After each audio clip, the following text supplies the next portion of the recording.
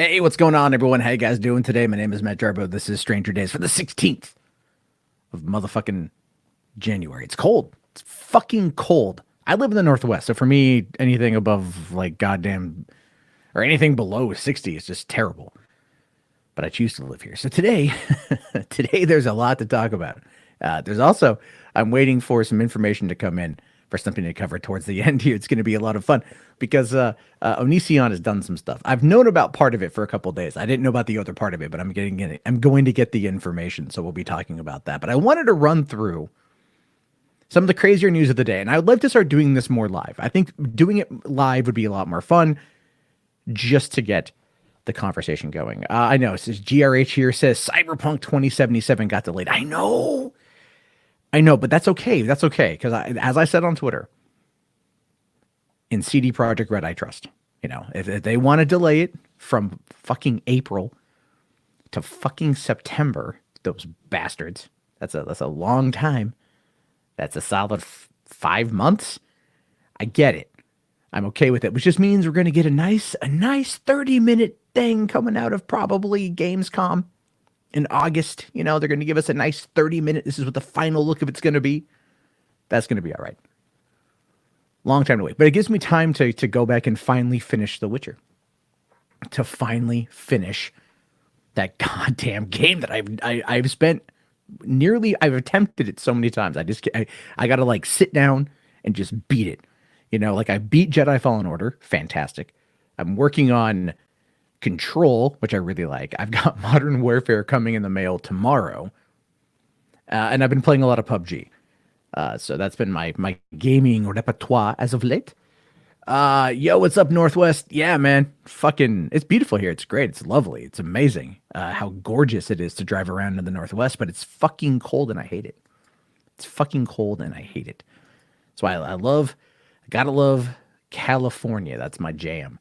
That's my place where I'd like to be, but I can't afford to live there because who really could? Who really could at this point in time? But anyway, I thought that'd be fun to go through a couple stories today. I got about 4 lined up here that are going to be kind of wild, a little bit on the what the fuck side. So that'd be kind of fun. Spit Dragon here says, I've been playing Fortnite lately. Not sure why. Did you get that? Did you get the ninja? Did you get the ninja skin that's been going around? Did you get that? Huh? Did you get that? You probably got that, didn't you? You got the ninja skin. I don't know. What the fuck is the 1418 gang? I have no goddamn idea what that is. I don't fucking know, man. You're talking to a boomer here. Let's see here. Cyberpunk got delayed. Final Fantasy VII got delayed. Avengers got delayed. So many delays. I know, but the thing is, it's like, you know, I get it. Like Avengers and Cyberpunk both being pushed back to like September makes sense for final quarter. Get them in, you know, it's end of quarter sort of thing, right? They want to get it in at the end, get all that money at the end of the quarter. It's a financial thing. It's not necessarily a development thing, in my opinion.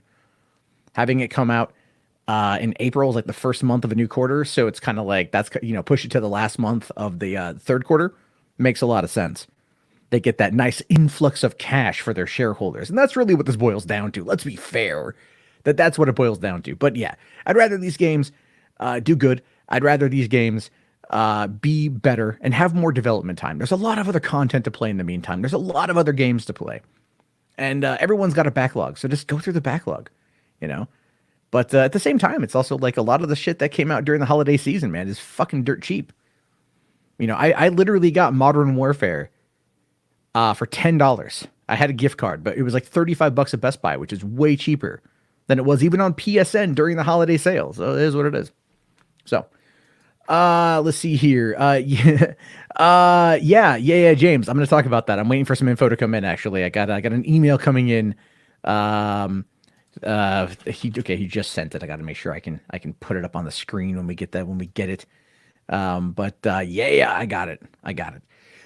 Cool. Yeah, I got the documents here. I have to fucking make sure that everything here is good. Let me just move it over to. I don't want to move it to that file folder. God damn it. Where the fuck is that fucking folder? There we go. All right, let's drop it into where I usually have things, and we'll go from there. We're just gonna boot it up here. Okay. Excellent. Excellent. This is gonna be great. It's gonna be awesome. Okay. All right. And done. Got it. Great. Fucking fantastic. We can move on. So let's dive into the crazier shit of the day fucking first here, because this is a story that I came across yesterday. This is one that I came across yesterday that I just wanted to talk about, because when I criticize religion, and I criticize religion a lot, and it's not that I'm necessarily atheist. A lot of it's like I'm agnostic in many ways. I want people to have a spiritual faith if they want to. You know, I don't sit there and say like, maybe there's something out there. I don't know. Like, I'm just more agnostic than I am atheist. But I really hate organized religion. And I really, really hate the Catholic religion because of shit like this. Because this is not an uncommon thing. Man removed from priesthood over child sex abuse, reemployed in diocese a month later. We hear about this. We hear about this all the damn time. It says here, a former priest accused of molesting and raping an altar boy under his care was reemployed. Local priests, including Archbishop Poznan Stanislaw Gadecki, I'm probably butchering that name, but I don't care, who was also the head of the Polish Episcopal Conference, the central organ of the Catholic Church in Poland, has also failed to assist the investigation into accusations. Last month, the former priest, known as Krzysztof G, for legal reasons, really, so this is the dude okay, he's been accused. Okay, so, he's been accused, not convicted. There's a difference there. We have to, right now it's alleged raping and molesting of an altar boy. Alleged. All right. But, we got to make sure we're on that front, or we're not violating any laws, attacking people. It's allegedly raped and molested an altar boy. But he was officially charged with sexual abuse of Simon Baskowski on at least several dozen occasions between 2001 and 2013, starting from when the boy was in his early teens. Now, clearly this boy here is over the age of 18, legal adult, but why is it that the victim's name is out? I mean, I guess the victim's name being out there makes more sense in some aspects, but it feels kind of flipped, doesn't it? In America, it'd totally be flipped. Now, Krzysztof is accused of leading the boy into the woods, plying him with alcohol, hitting him, and raping him. The prosecution claims that he initially exploited his power over the altar boy, and in years later, his financial difficulties and ensuing drinking problems. And yeah, you hear about that a lot, right? You do. You hear about that a lot when you have a situation involving a younger person, a teenager being abused by an elder, and that it turns them into, and they have to cope. So alcohol, drugs, things like that can't be stable. It really fucks with these kids. But anything to get your jollies off, right? That's you priests, you bastards. Anyway, he was removed from the priesthood in October 2018 after being found guilty by an internal church investigation. So he's not found guilty in a court of law, just by the church. So an internal church investigation looked into this guy, and they were like, "Yeah, you're guilty, Krzysztof. Okay, you're pretty effing guilty here, man. This is what you are." So he's guilty by an internal church investigation, not a legal one. Okay, fine. Now the Poznan Diocese heralded the step as a model reaction to sex abuse accusations and an example of the church's efforts to purge itself of the problem. Because this is like herpes. Priests and sexual abuse is like herpes. It never goes away. It's always there. It is always there. It just never goes away. And I understand they want to purge themselves from it. I get it. The Catholics, they want to make sure that, oh, no, we're a really fine, solid religion. You being an underage boy, you're safe here with us. You're totally fine. Now, little Timmy, you're fine. Don't look behind the curtain. Jeez. Now, but just 1 month later, the former priest was employed by the Archbishop Gadecki as an archivist. This came to light when the prosecutor's office asked him to give him his workplace. According to the diocese spokesperson, this employment was only intended as a short-term assistance to the former priest while he searched for another job. Yet Krzysztof continued to work for the diocese for over a year. Not necessarily the most short term, right? I mean, look, I will be fair. In just this particular statement, I will say that I get that they want to help the guy. I don't agree with any part of it. I think that it is dumb. I think that it is ridiculously stupid. This is a guy who, through an internal church investigation, was found guilty, but then gets hired as an archivist. It's kind of like when Devin Faraci, who's who was a movie journalist, right? Who was total anti-Gamergate, all that stuff, right? Called us all worse than ISIS, worse than KKK, worse than plantation owners, all that stuff, right? He ended up getting ousted by being Me Too'd. And then later on was found to have been hired by the Alamo Drafthouse's president to like work on their website. And then he got let go from that when it came out. So anyway, now they say here that the type of work in a place without contact with children or young people does not carry any threats and is also a form of social prevention. Oh, that's their argument here? Well, we want to help this guy find a job, so we're keeping him away from the children. I mean, I guess part of that makes sense. It's like but it feels such a cop out, doesn't it? It's such a huge cop out. Oh my God. Now, they're also saying here that the Archbishop refused to share files with the prosecutor's office, saying that they were in the Vatican and prosecutors rejected a request from the alleged victim's lawyer to search the diocese premises. And then also this guy is at the center of another recent controversy surrounding the burial of a former archbishop who was accused of molesting seminary students, priests. That the diocese originally planned to bury him in the city's cathedral, but following criticism, laid him to rest in the parish cemetery instead. So we can tell that this is just, going on. Like even down here, it says the Polish Catholic Church has recently come under fire for its alleged failures in dealing with pedophiles in its ranks. The 2019 documentary Tell No One outlined a number of cases, alleged child sexual abuse by priests in the church attempt to cover them up. The church has responded by introducing measures, including the new Child Protection Office, to address past failings. Yeah, sure. Okay, fine. You wanna sit there and you wanna go after this. I get it. Fine, cool. They wanna pick up their image. Because look, let's just be fair for a second. Let's just be realistic for a hot minute here.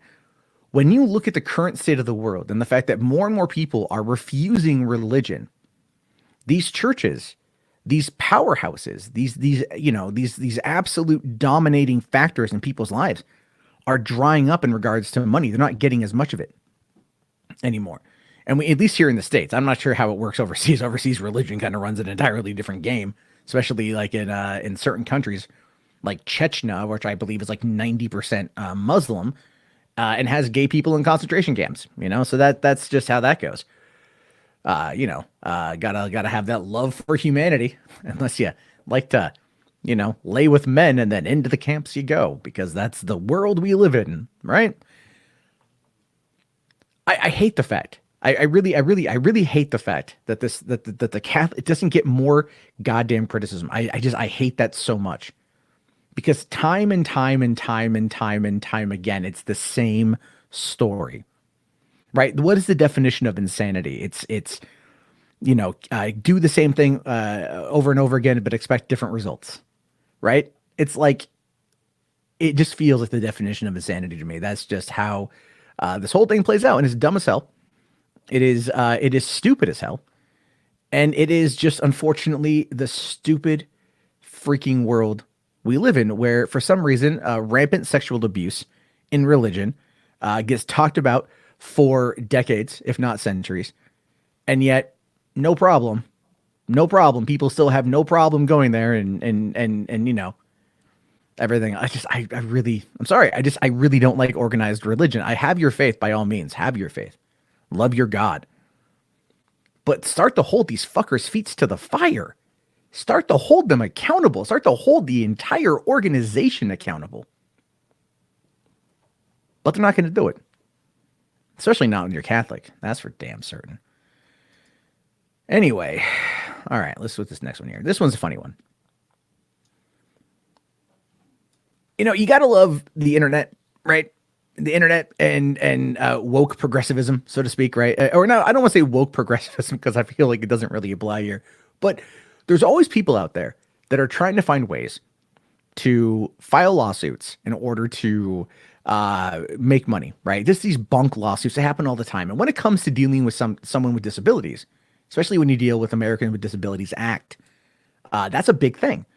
Friends of mine who were property managers would tell me stories all the time of how people would go to the properties and look for violations that they could then file a civil suit against that company as a way to then get a payday. I mean, obviously the company would respond by fixing the problem, but then the person suing them would get a payday. They would just go around and file these frivolous lawsuits as a way to get money. And I look at this headline here, Pornhub sued. You make it hard for the deaf to enjoy. For one, you got to love that byline. But two, do you really need to have Like, what? Really? How many times do we watch it without having the sound on? We want to make sure no one knows what we're doing. So gotta have the sound down. Like, is that big of a deal? Then what? You want closed captioning when you're watching. I mean, it's just guttural grunting noises. How is that going to be a thing? Are you really invested in the story? Can you not put two and two together? Woman sits there in lingerie, right? Revealing. Looks like she's a lonely, bored housewife. A knock at the door. A young, robust buck coming from the pizza delivery company. You kind of get the point, right? You can kind of look at point A to point B and realize where they connect the damn dots. It's a porno. It's not a Greek tragedy. You don't need to pay attention that hard. Now, okay, so it says here, there's an update. I want to get to the other stuff first. All right, so Pornhub has shut one man out of enjoying his favorite naked vids to their full potential and violating federal laws in the process. So he's filed the class action lawsuit.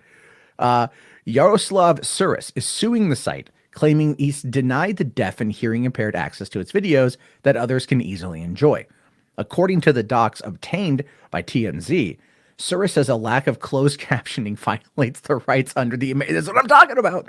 That's what I'm talking about, right? You find the ADA violation and you file a civil suit as a way to get them to comply.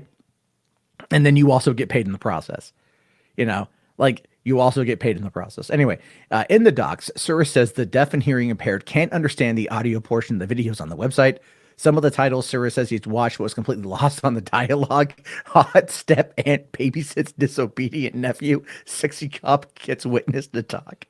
Daddy 4K. Allison comes to talk about money to her boy's naughty father.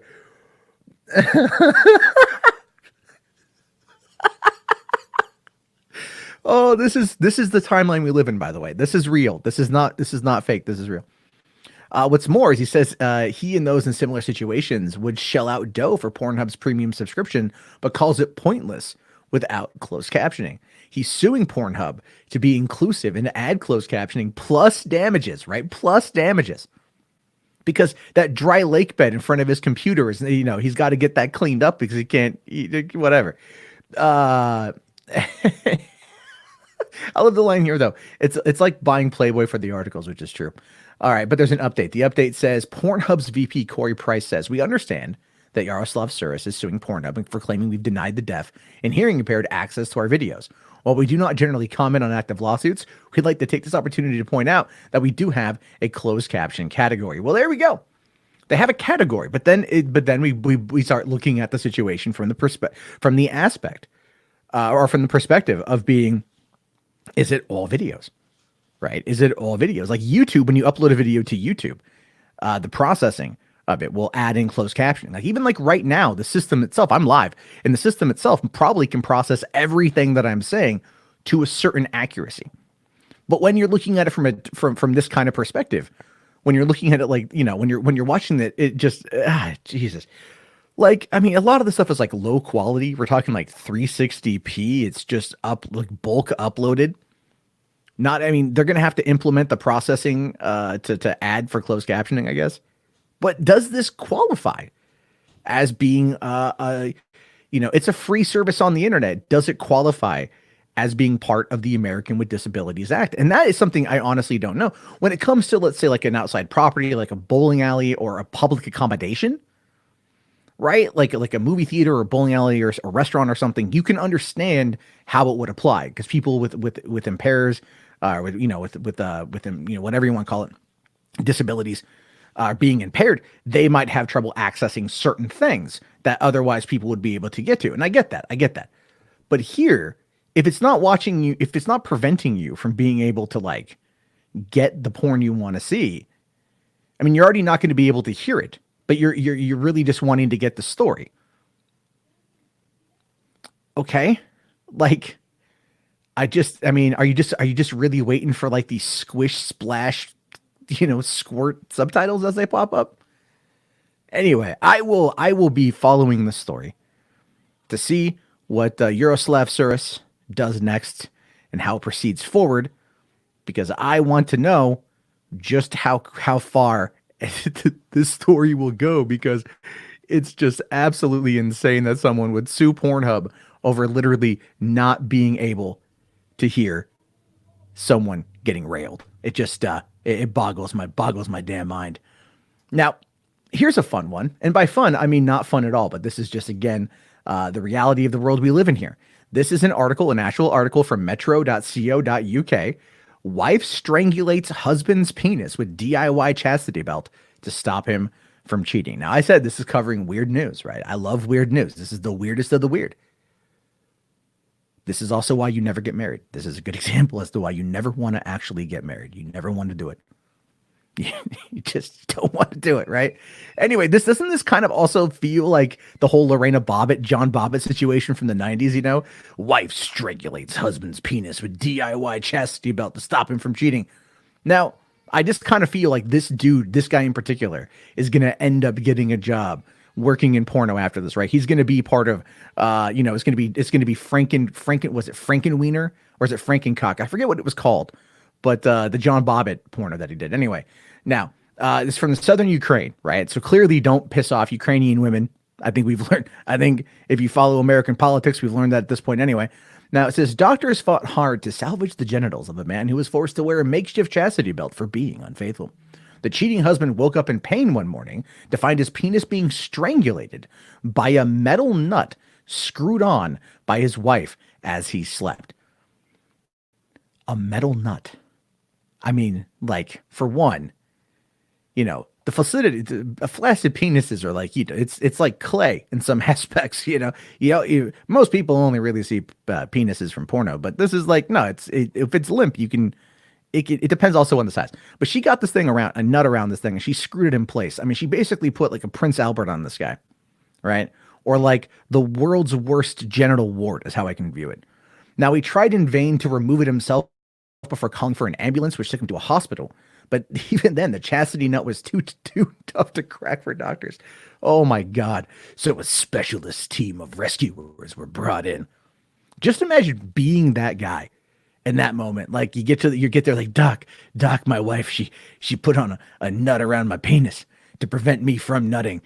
And they're like, okay, let's try to get it off. We can't get it off, but let's call in the specialist team. And those guys used a circular saw to slice it in two, putting the patient at risk by producing sparks. I shouldn't laugh at this because it's terrible, and it absolutely is terrible. It is. This is wrong across so many reasons. We can see, look at that there. Like they're taking a picture of what appears to be a broken cell phone. There's the nut. Look at that nut. Oh my God, that's painful. Okay. Like, that woman was pissed. The man in his 40s woke up in pain. Let's scroll past that. Friction caused the metal wrapped around his organ to heat up, forcing responders to cool it down by pouring water on it. Oh my God, that poor guy, that absolute poor guy. Speaking with local media, Rescue Team Command said that we received a call from doctors who asked to remove the nut. We used special equipment to do the job. The man was lying on the surgical operating table under anesthesia while we were cutting the object off. Well, you'd have to. I'm pretty sure any guy listening to this right now would go like, you'd have to knock me out. Just hit me in the face with a frying pan, knock me out cold. I don't want to feel it. I don't want to remember it. Just get it done. Get it off me. Get it off me. Colleague Edward Necker said, we often face similar incidents and are quite trained with removing rings, handcuffs, and other objects off people's bodies. In this case, we actually saved the man's penis. He will be able to become a father in the future. Well, that's good. Also, quick little side note here. We often face similar incidences who are quite trained in removing rings, handcuffs, and other objects off of people's bodies. Humanity is weird, man. Humanity is so weird. Now, the patient is being treated in the hospital and expects to get his penis back in full working order soon. According to Ukrainian media, the man in his 40s is considering asking for a divorce. Oh, homie, dude. She literally tried to remove your wang with a nut, with a metal nut. She gave you the worst possible homemade chastity belt. It wasn't even like just handcuffed around you in some particular fashion. This was you were considering getting a divorce. I mean, look, you have to ask yourself the honest question here. Was the juice worth the squeeze? Because at the end of the day, was the person you were cheating on your wife with worth it? And in which case, Could you then just move on to that? Because I kind of feel at this point, you may just want to do that. Cut your losses, literally cut your losses. You almost lost a lot more than is kind of necessary on this front, but still cut your losses and move on. Just move on. I mean, if your wife is willing to put one on you like that while you're asleep, and you're going to have to bring in a special rescue team to bring in the jaws of life to cut a metal nut from your wang, you might want to seek something else. And then next time, don't cheat on it. This is probably like the greatest warning sign to any man out there. Hell hath no fury like a woman scorned. And this wife, I believe, is one of the prime candidates for why that is something you should remember till the end of time. To the end of damn time. All right. Let's okay. This one I came across this morning, and this one just angered me, and I wanted to talk about it. I wanted to talk about this because this is, again, when I talk about organized religion and my complaints against organized religion, it really is stuff like this. Where what you have here is a rainbow shirt and cake, a lifestyle violation. A student was expelled from a private Louisville school. Now, private schools, this is going to be the argument. Private schools are obviously the type that are just like, oh no, they can do what they want. They can do it, they can do what they want. Private schools can totally do what they want to do. They have the freedom to do it. They're private. But it becomes an issue of morality and ethics, does it not? I mean, if you're looking at this, I don't know. I think it's insanely wrong. Let's find out more. Maybe I'm overreacting to just the headline. All right, I looked into this a bit, but maybe I'm wrong. Now, a Louisville private school student was expelled after her rainbow sweater and birthday cake was alleged to go against school policy. Keep in mind here, this is not on school property. Now, Kayla Alford's mother, Kimberly, shared the photo from her daughter's 15th birthday on social media, saying she was happy. She looked beautiful. Of course, as a mom, I took her picture of her blowing out her candles and I posted it to my Facebook page. Alford said after a few days, the image was the last straw for Whitefield Academy, saying here that the post was shared with staff at Kayla's school, and apparently it was the last straw. Kimberly received an email from the head of school, Dr. Bruce Jacobson, saying it was an email expelling Kayla from Whitefield immediately due to a post on social media. I feel judged. She feels judged. It's very devastating for us. Now, the doctor here says that the violation is the latest in 2 years worth of violations that demonstrate a posture of morality and cultural acceptance contrary to that of Whitefield Academy's beliefs. The school's code of conduct does extend to students' off-campus behavior. And she has now enrolled her daughter in public school, but has appealed the decision. I wouldn't even go back to that. What kind of school is if you're out there and you've got like a rainbow cake and a rainbow sweater and they're like, oh, it's too much. It's too much. Because when they're talking about the morality here, right? When they're talking about this kind of action, this is a religious thing. This is a religious thing. They're going to argue, or they're going to say conservative values, right? But even that's going to have deep rooted effing ties and religion. It's just insane to me. When I look at something like this, like I got 2 daughters, and I wonder, I don't know what they're going to grow up to be. I have no idea. But when I look at something like this, and I'm like, you're booting a kid out of a school. Now, granted, they said that there were 2 years of violations, so obviously they're not going to like go deeper into that. So maybe she was a bit of a problem child, so to speak, right? She was just a problem child. I don't know, but still, come on. It's her 15th birthday. She's got a rainbow sweater. She's got a rainbow cake. Does that mean she's gay? We have no idea. She could just like rainbows. Back in the 80s, Rainbow Bright was a pretty big thing. The 80s are making a comeback. I have no idea. But they looked at a post like this and they were like, I mean, come on.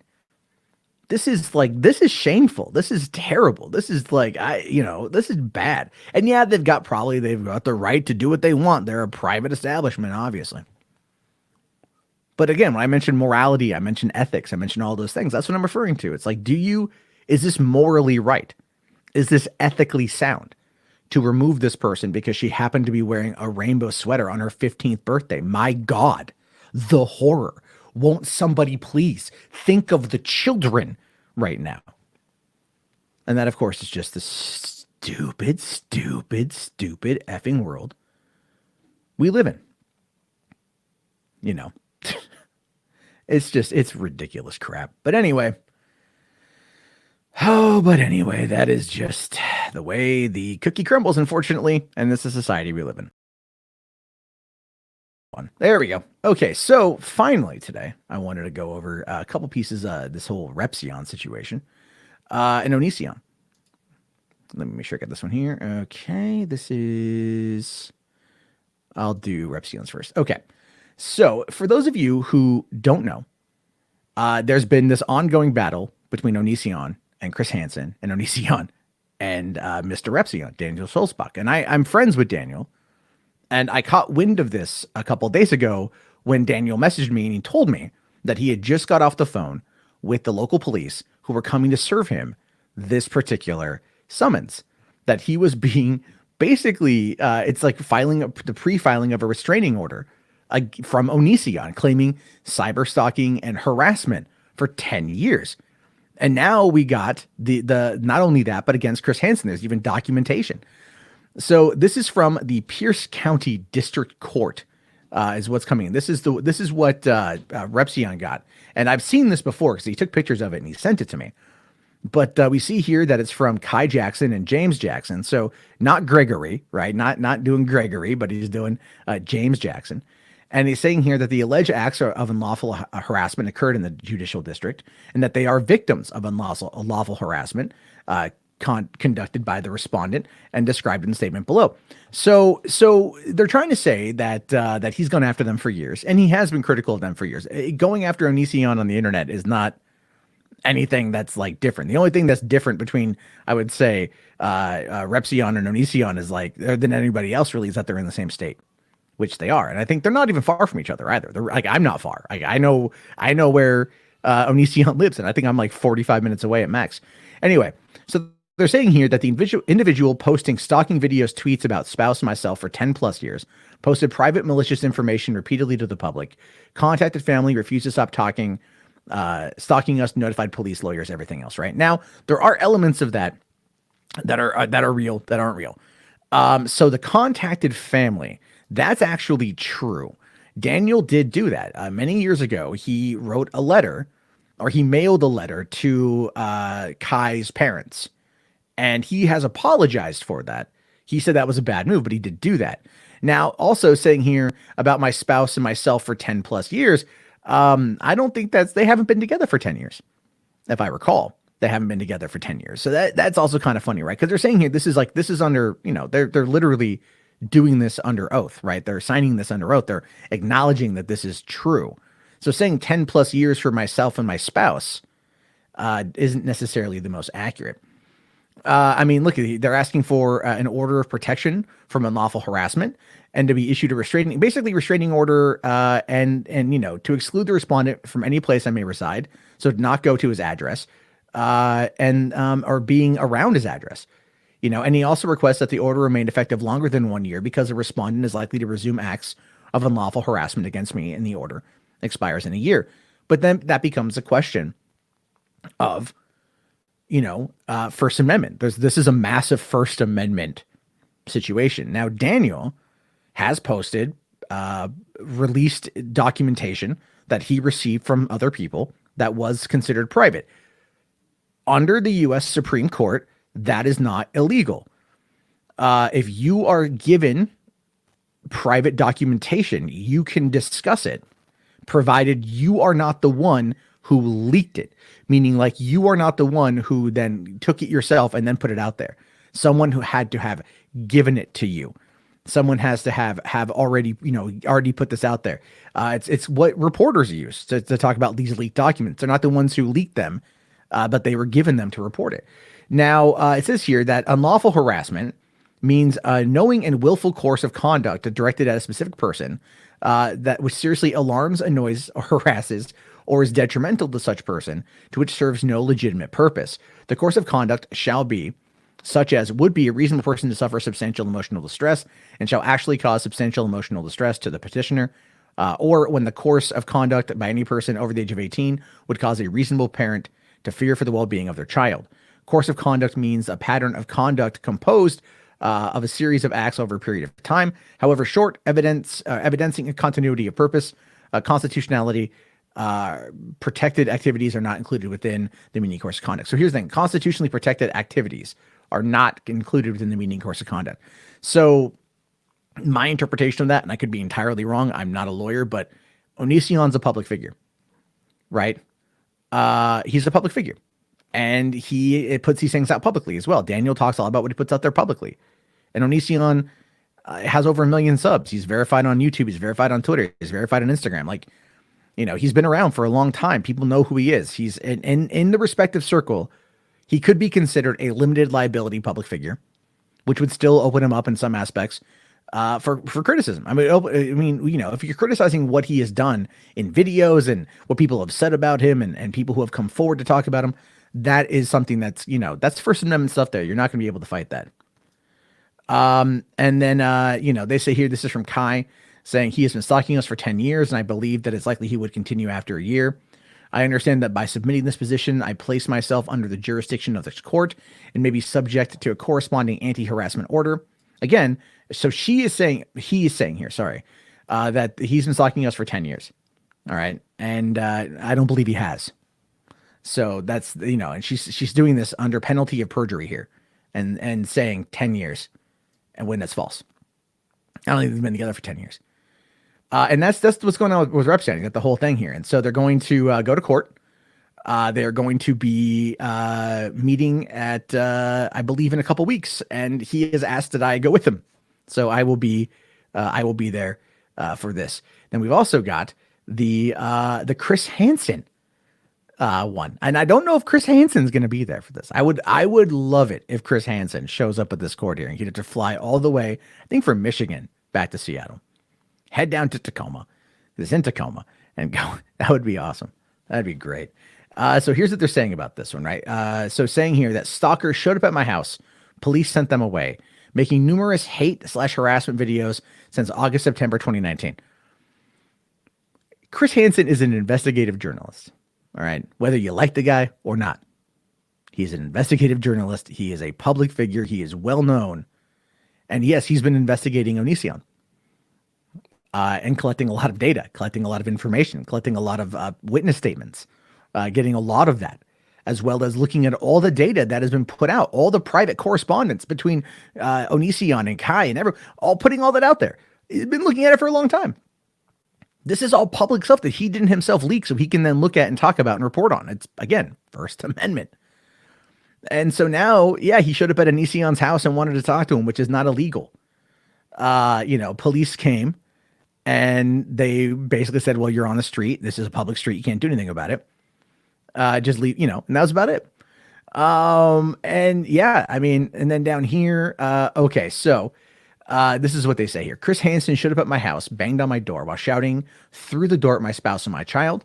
The other child was at school. He brought 6 men with him who all had cameras pointed at my and my family's home. Chris Hansen has been making hateful videos about myself and my spouse as of August, September of 2000. Well, I'm assuming that means 2019, but 20 is kind of a typo.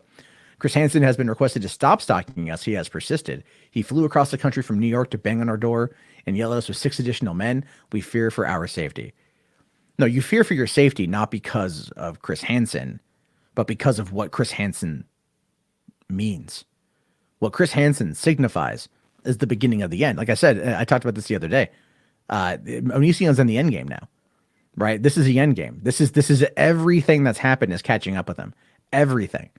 This is the situation that's going to go bad because the situation is only going to progress. Now he's trying to get legal protection orders from that aren't going to hold because everything they've talked about has pretty much been put out there in the public. And that's what it is. Like, no one's gone to Onision's house. I mean, Hansen did, but as a journalist to go over there and knock on the door, he didn't yell. We have video footage of that. We have the audio, the 911 call that has got absolutely no take on, there's nothing, Hansen isn't yelling. Hansen isn't pounding on the door. You hear the dog bark, but that's about it. Saying Chris Hansen has been stalking us for nearly half a year already. We'd like to have peace for as long as possible. Chris Hansen tracks down online predators. That's been his deal. And Chris Hansen has the ability of getting stuff on Dateline, 60 Minutes, right? Getting into a lot of things. That's the whole problem with this. That's the issue with this. Hansen can do all that. This is where the problem for Onision is.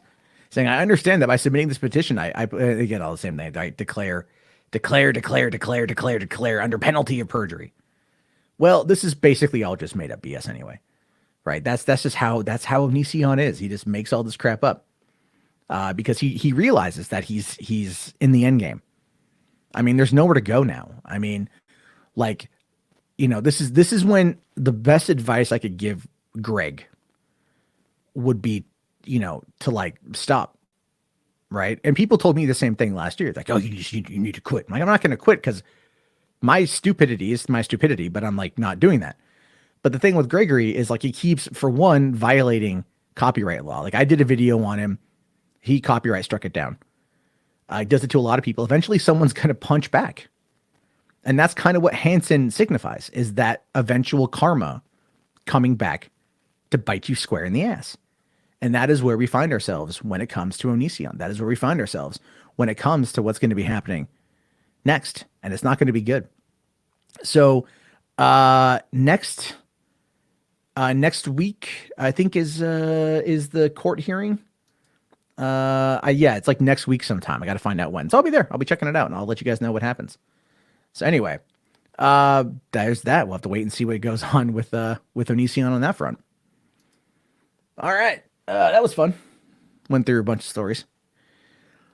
Oh, let's see here. Yeah, you were gonna ask if it was Chris Hansen. Yeah, if it was, Chris Hansen, man. Let's see. Okay. All right. Okay, well, again, I was just doing this as a thing, so I'm gonna wrap it up. If you guys missed it, it will be on a playlist. Check it out after the fact. If not, there will be the individual videos that drop out. I'm probably gonna do these a little bit later in the day, going forward. I wanted to give it a quick shot. I appreciate you guys all popping in. Have yourself a great day, and peace out.